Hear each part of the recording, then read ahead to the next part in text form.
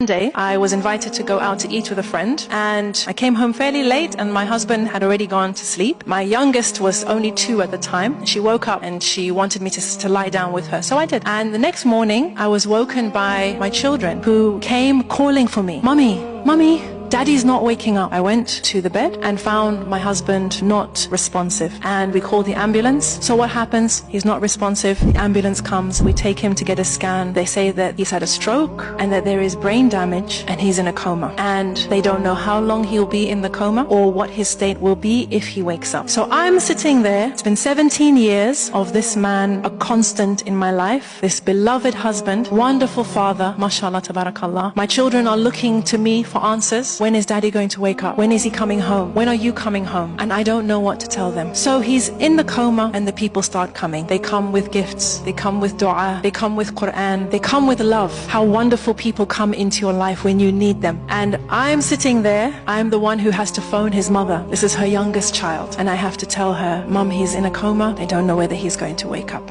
I have to hear a mother's heart breaking. And I have to go through all the scenarios. What if he stays in a coma for 3 years? What happens then? You know, there's an interesting thing that people do when somebody is in a coma. They come and they tell you miraculous stories. I knew someone, they were in a coma for 6 months. Wallahi. And they woke up and they were fine. Sister, you'll be okay. Sister, I heard about someone whose husband was in a coma for 3 years. Wallahi. And when he woke up, everything was okay. They had another baby last year. They think this is comforting.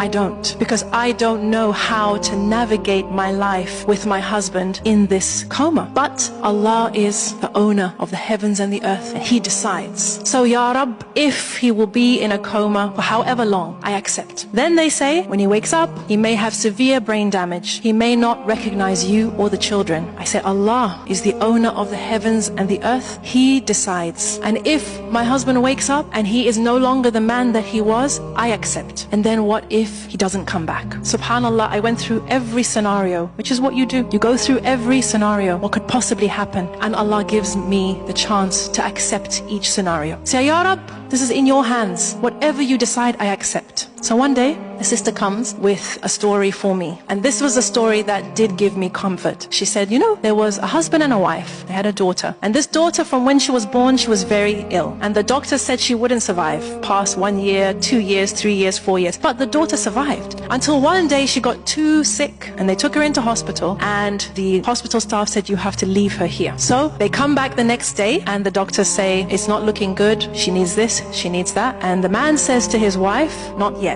They come back the next day, the doctors tell them the prognosis. The man says to his wife, not yet. Then they come back the next day and the hospital staff tell them that their daughter has passed away. And the husband says to his wife, now. And they both fall into sujood of shukr. The hospital staff are shocked. Your daughter's just died. You're making sujood of shukr. What's happening here? And the parents explained and they said, Allah blessed us with this child for 5 years, 6 years, longer than the doctors said. We were blessed to know her, to love her, to get the ajr of caring for her, of making sure she was comfortable. This is something to be grateful for. And if Allah subhanahu wa ta'ala decides to take her back, we decided we would only embrace gratitude. We would truly embody Alhamdulillah ala kulli hal. So when after 2 weeks I got the phone call and the doctor said that we tried to revive him, but your husband is no more. Your husband has returned to Allah. I said, Inna lillahi wa inna ilayhi raji'un. Thank you. I put down the phone and I went into sujood of shukr. Because of the 17 years, because of the 5 children, because of the love and the memories and the solace and the garment that I was blessed with for 17 years was on loan to me. Brothers and sisters, we